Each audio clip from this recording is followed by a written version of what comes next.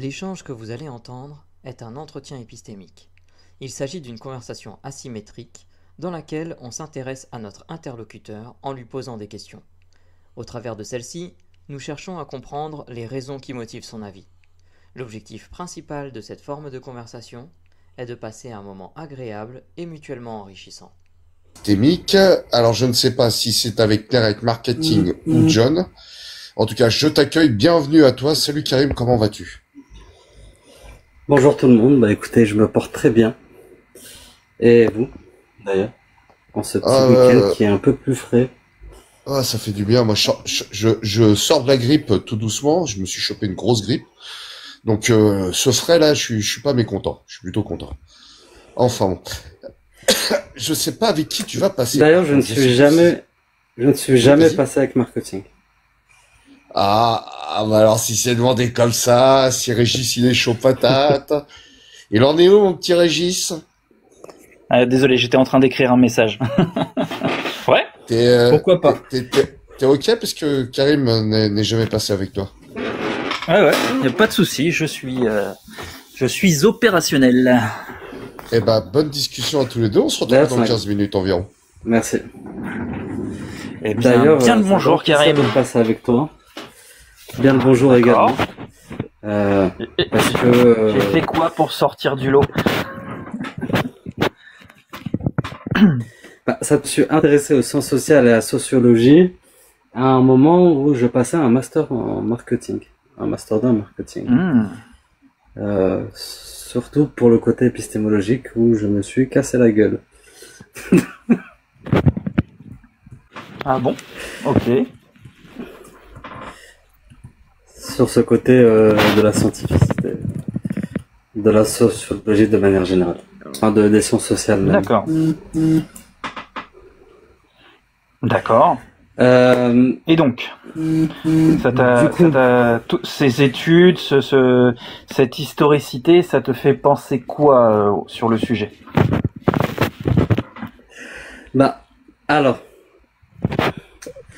Alors pour être simple, j'ai essayé de bien comprendre les structures sous-jacentes aux sciences sociales parce que comme tu sais, en marketing, on utilise beaucoup de méthodes en sciences sociales de manière générale, que ce soit pour faire les études de marché, la segmentation, le ciblage, le positionnement et le marketing mix. Tu vois, on est obligé de trifouiller dans les différentes méthodologies et en choisir une. Je suis d'accord avec toi. Pour moi, le marketing, c'est de la sociologie. Oui, pas uniquement. Aussi beaucoup de psychologie. En tout cas aujourd'hui, surtout pour le micro-ciblage. Mais de manière générale, la segmentation sont des groupements de personnes. Donc oui, la sociologie a une grande importance. Et alors, là où je me suis rendu compte d'énormément de problématiques, donc je vais d'abord répondre rapidement à la question, quand même au début. Ouais. Est-ce que c'est une science, la sociologie? Je répondrai que c'est autant une science que la médecine l'est, et sachant que la médecine, la sociologie est une discipline aussi jeune, on pourrait dire qu'on est à la médecine gréco-romaine. Donc elle a une marge de progression assez énorme pour la sociologie. Est-ce que c'est une propagande gauchiste? Je n'irai pas jusque-là, même si on sait qu'il y a des biais de gauche et qu'il y a des biais même de recrutement en sociologie dans les universités qui sont très portés à gauche et que les personnes de droite sont assez rares. Mais ils font beaucoup de déconstruction des discours et aussi de lutte contre les propagandes et la manipulation, donc j'irai pas jusque là. Tu vois. D'accord. J'aime bien ton analogie. Ok, donc tu considères que la sociologie c'est une science qui est jeune, qui est en pleine découverte, et que c'est difficile de l'associer à une propagande gauchiste parce que même si effectivement il peut y avoir des biais qui peuvent se ressentir sur les études qui sont effectuées, ce n'est pas le propre en fait de la sociologie, mais plutôt des personnes qui en font, je dirais. Oui, tout à fait. Surtout qu'il y a de vrais débats épistémologiques en sociologie, ou vraiment des débats majeurs comme ceux de Jean-Claude Passeron, qui par exemple lui refuse le statut d'épistémologie des sciences de la nature, parce qu'elle la considère comme quasi expérimentale, mais pas comme expérimentale en elle-même, parce qu'elle est souvent comparée à la physique, et c'est dommage, parce que les méthodes sont totalement différentes. La sociologie a à la fois des méthodes qualitatives et quantitatives. Donc forcément, il y a de l'humain, il y a de l'enquête, il y a des échanges, tu vois, et t'es jamais à l'abri de mensonges ou même d'avoir un échantillon qui soit pas représentatif réellement.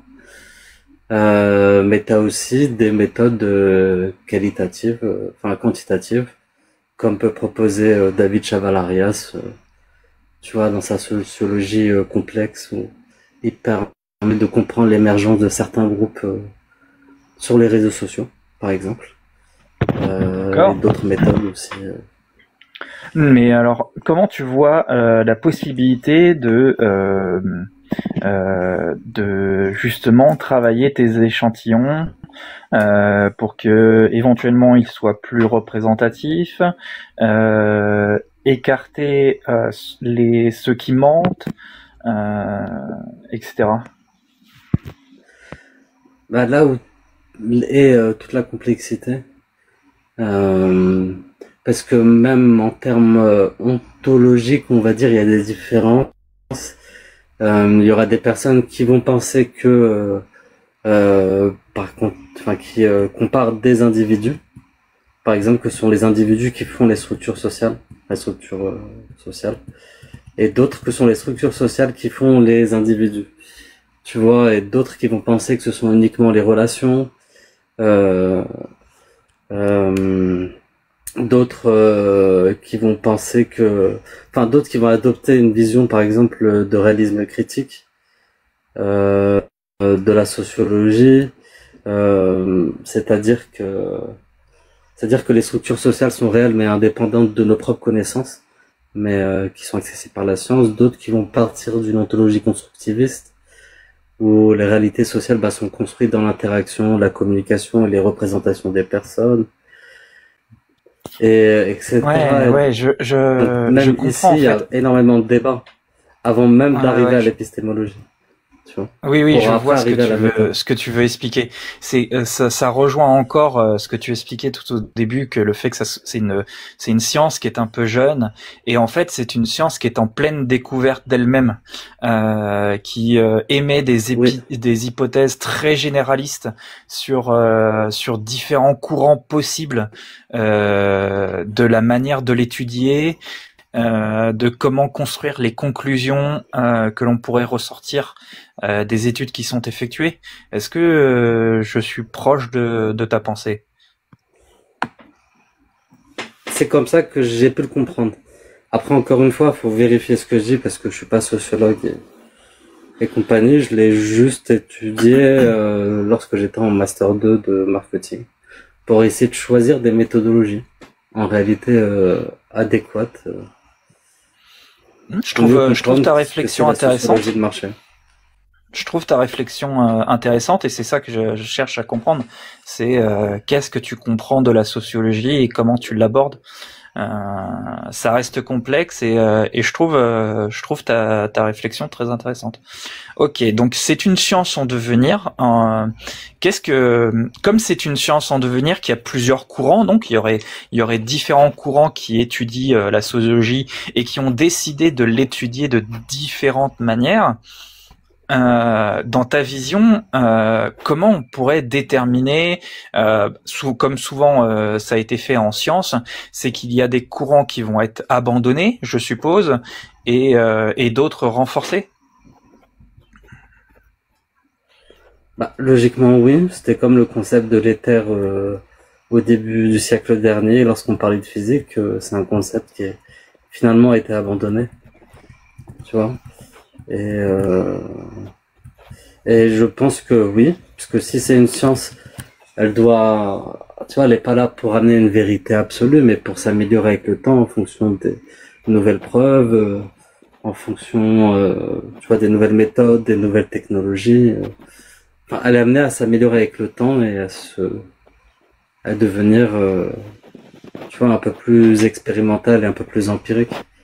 Tu vois, Un peu plus par solide. exemple, un peu plus solide. Tu vois, par exemple, on a un sociologue qui s'appelle, j'ai oublié son nom, c'est Dominique Reynaud, je crois, qui lui pousse à un monisme épistémologique et de rendre en adéquation totalement la sociologie aux méthodes des sciences naturelles. Et il va amener une forme d'unification des sciences, mais qui passera par les concepts, tu vois, par les concepts, D'accord. et en s'alignant sur les méthodes des sciences. Parce que moi, j'aime pas cette dichotomie entre sciences molles et sciences dures. Je pense qu'elle a pas vraiment de sens et que elle-même a son biais, qui n'est pas de gauche pour le coup, mais a son biais exactement comme distinction, mais non, comme toute science, elle est faite pour s'améliorer. Est-ce que tu penses, Tu vois, c'est pas de qu'un jour, que ce soit dans un siècle, 2 siècles ou plus, est-ce que tu penses que la sociologie pourrait rentrer dans l'univers des sciences dures, ou être considérée comme à l'égal des sciences dures?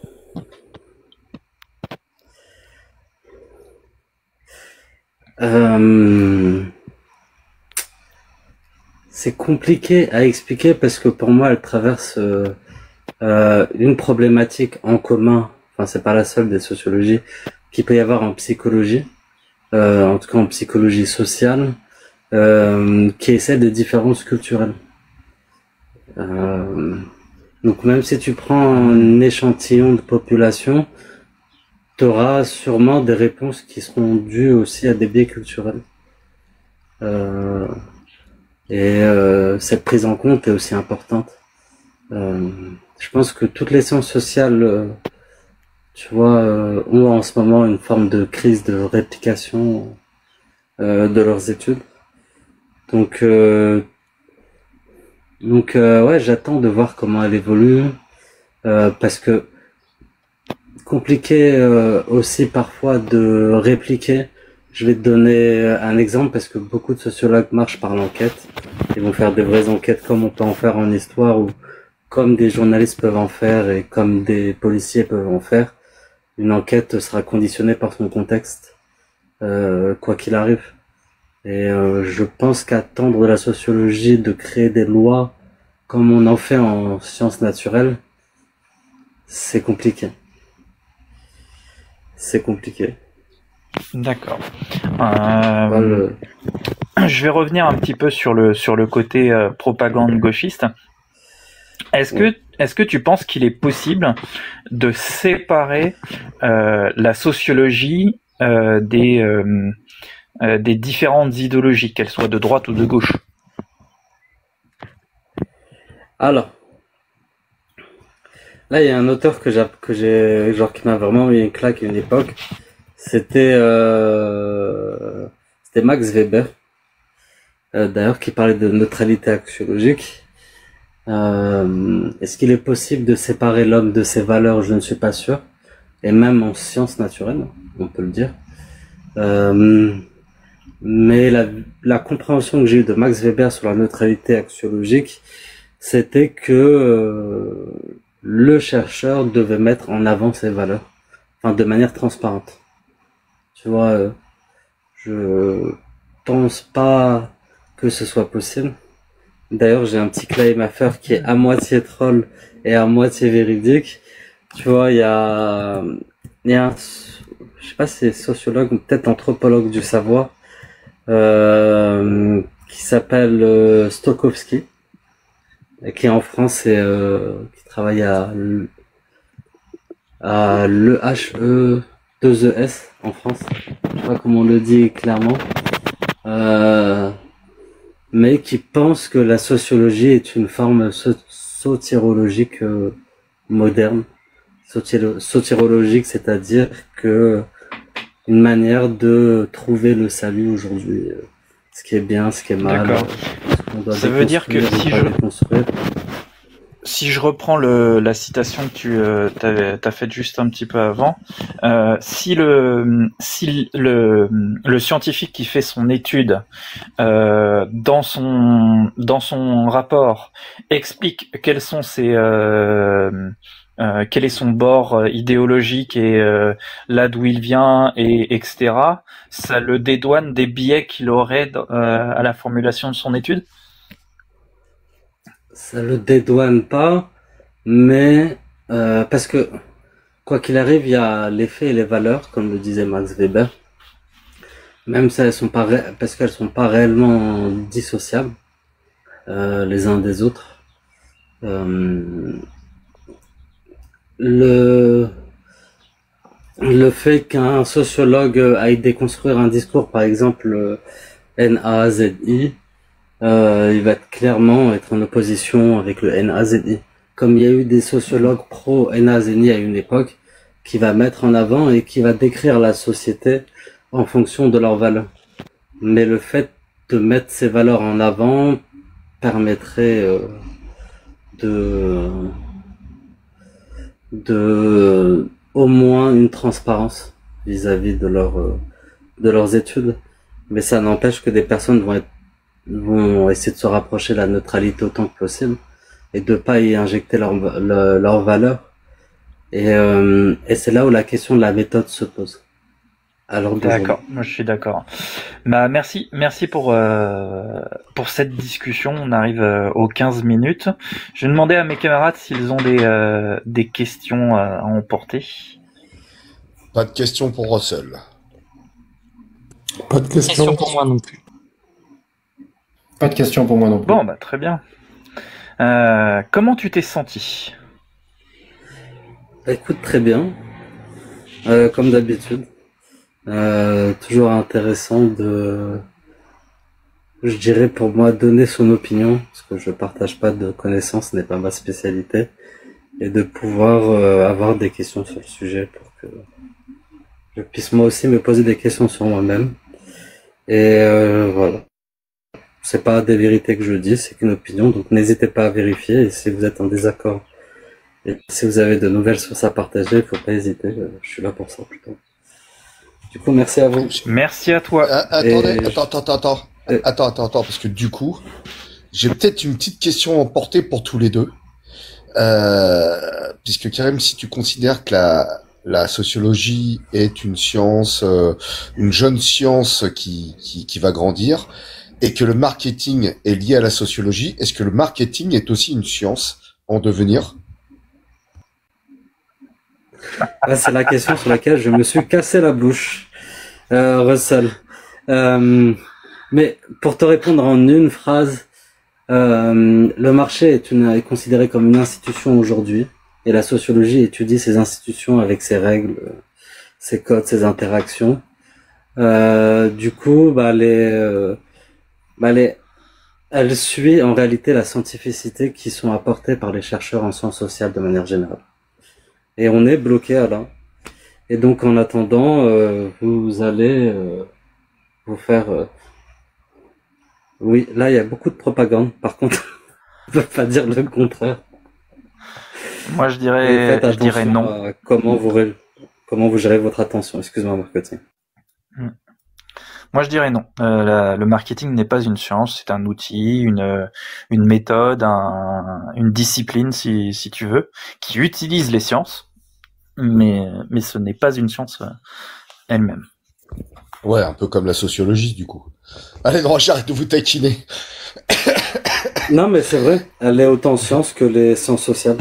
On n'utilise pas d'autres méthodes que les sciences sociales, du tout. Bon, du coup, voilà. Karim, je vais te libérer parce qu'il y a un collègue qui attend, Mostafa, qui attend pour monter. Donc, je te laisse descendre sans aucune idéologie ni propagande. Je te souhaite une bonne fin de week-end. Et puis, tu sais que tu es toujours le bienvenu ici ou ailleurs quand on est entre nous. Donc, à bientôt, j'espère. Salut, Karim. C'est gentil, Russell, et prenez soin de vous et à bientôt. Merci.